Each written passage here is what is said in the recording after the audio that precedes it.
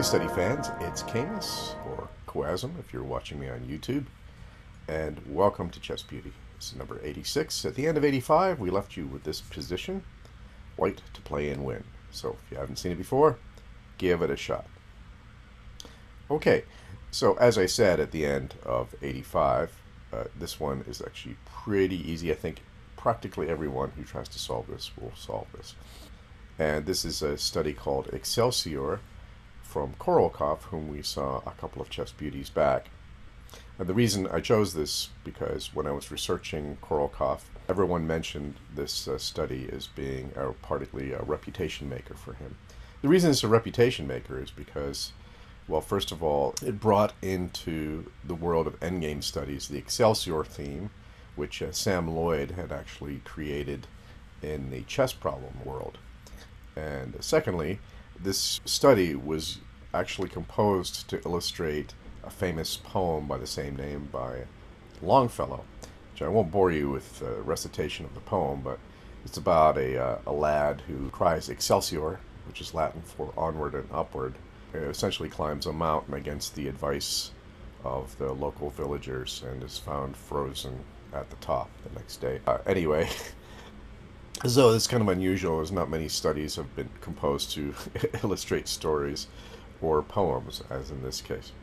So, okay, so let's get right to it. It's pretty easy to find the solution to this. The diagonal structure of black pawns is pretty much a giveaway. But what's intriguing about it is black's defensive choices, because he keeps having to put his king in a place where the young lad, the Excelsior pawn on b2, has to give check. So why is that? So b takes c3, check.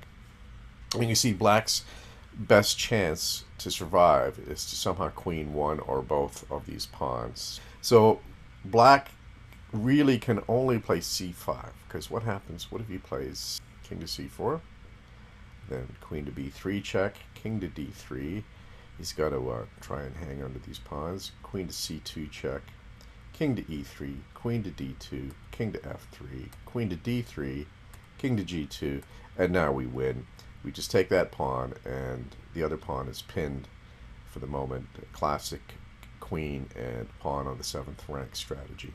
Going back, after b takes c3, check. He can also try king takes c3, but this fails somewhat to queen to b3, checkmate. He has no choice in the starting position. After b takes c3, check, he must play king to c5. And now, why does black keep putting himself in a position where he gets checked by the next move up the mountain, so to speak? King to d6 is, of course, the move. Why do other moves fail? Okay, king to d4. Try that instead. Queen to b2, check. King to e3. Queen to d2, check. King to f3, and then we're going to get a position similar to the line that we just looked at. What about after c takes d4, king to d5? Queen to b5, check. King to d6, queen takes e2. So basically black has to avoid situations where the king can be checked and it's a double attack on either one of the pawns. Okay, again after c takes d2, check.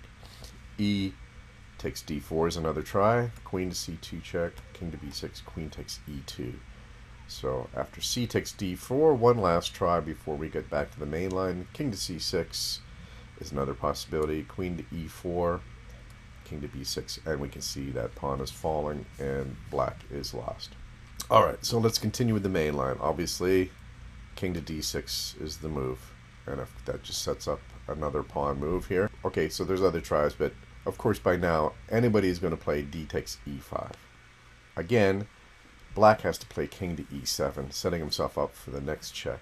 Why? Because if he takes e5, then queen to b2 double attacks the pawn on the e file there. And if he plays f takes e5, then queen to d3. And if he plays king to c6, queen to c2. So his only move to avoid these double attacks and checks is e7. So after d takes e5, e7, and of course he takes f6 check. And now we know he's going to go to f8. He can't play king takes f6 because of queen to b2. He can't play G takes F6 because of queen to E4. He can't play king to F7 because of queen to B3, followed by king to G6, and queen to G3. And finally, he can't play king to E6 because of queen to E4. So, once again, he's got no choice but to go to F8 if he wants to preserve these pawns. No points for finding F takes G7 check, king to G8.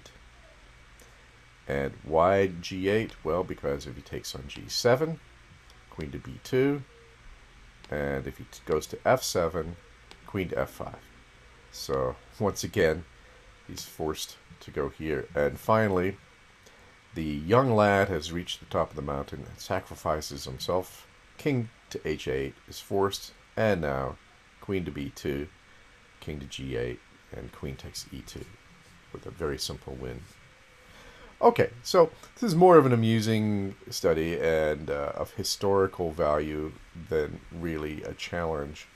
But it is interesting to see the construction of the problem. I enjoyed it, and I hope you did too. So let's look ahead at our next puzzle. This one will be considerably harder to solve. This is white to play and win.